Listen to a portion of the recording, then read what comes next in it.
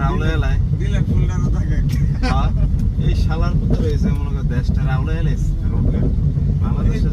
রোডে গেলে তো টোরা ভাব নাই বাংলাদেশের যে রোড ব্যবস্থা পাবলিক একটু আরাম করবো এই তো নাই একটা নিয়ম শৃঙ্খলা কি ধরেন না